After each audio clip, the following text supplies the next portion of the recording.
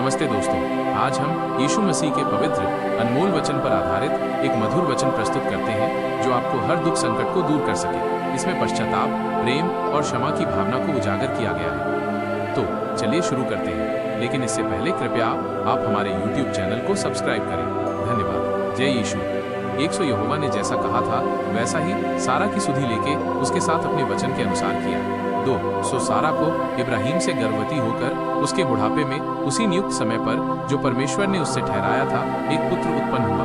3 और इब्राहिम ने अपने पुत्र का नाम जो सारा से उत्पन्न हुआ था इसहाक रखा। 4 और जब उसका पुत्र इसहाक 8 दिन का हुआ तब उसने परमेश्वर की आज्ञा के अनुसार उसका खतना किया।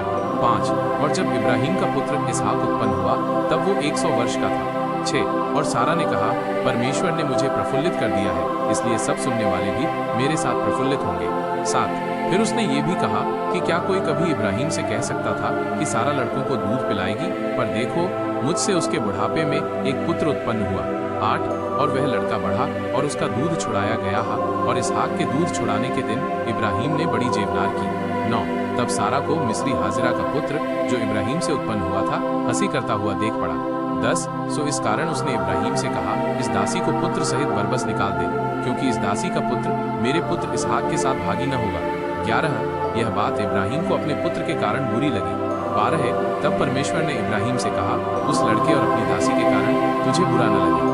जो बात सारा तुझसे कहे उसे मान, क्योंकि जो तेरा वंश कहलाएगा सो इसहाक ही से चलेगा। 13 दासी के पुत्र से भी मैं एक जाति उत्पन्न करूंगा, इसलिए कि वो तेरा वंश है। 14 इब्राहिम ने बिहान को तड़के उठकर रोटी और पानी से भरी चमड़े की थैली भी हाजिरा को दी और उसके कंधे पर रखी और उसके लड़के को भी उसे देकर उसको विदा किया। सो वो चली गई और बेरशेबा के जंगल में भ्रमण करने लगी। 15 जब थैली का जल चुक गया तब उसने लड़के को एक झाड़ी के नीचे छोड़ दिया।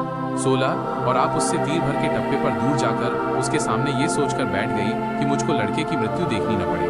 तब वो उसके सामने बैठी हुई चिल्ला के रोने लगी। 17 और परमेश्वर ने उस लड़के की सुनी और उसके दूत ने स्वर्ग से हाजिरा को पुकार के कहा, हे हाजिरा, तुझे क्या हुआ? मत डर, क्योंकि जहाँ तेरा लड़का है वहाँ से उसकी आवाज़ परमेश्वर को सुन पड़ी है। 18 उठ, अपने लड़के को उठा और अपने हाथ से संभाल, क्योंकि मैं उसके द्वारा एक बड़ी जाति बनाऊंगा। 19 परमेश्वर ने उसकी आंखें खोल दी और उसको एक कुआं दिखाई पड़ा। सो उसने जाकर थैली को जल से भरकर लड़के को पिलाया। 20 और परमेश्वर उस लड़के के साथ रहा और जब वो बड़ा हुआ तब जंगल में रहते रहते धनुर्धारी बन गया। 21 वो तो पारान नाम जंगल में रहा करता था और उसकी माता ने उसके लिए मिस्र देश से एक स्त्री मंगवाई।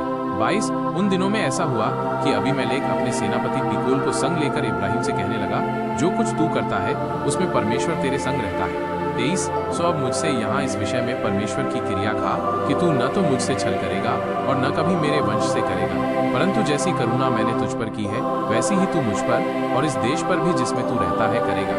24 इब्राहिम ने कहा, मैं क्रिया खाऊंगा।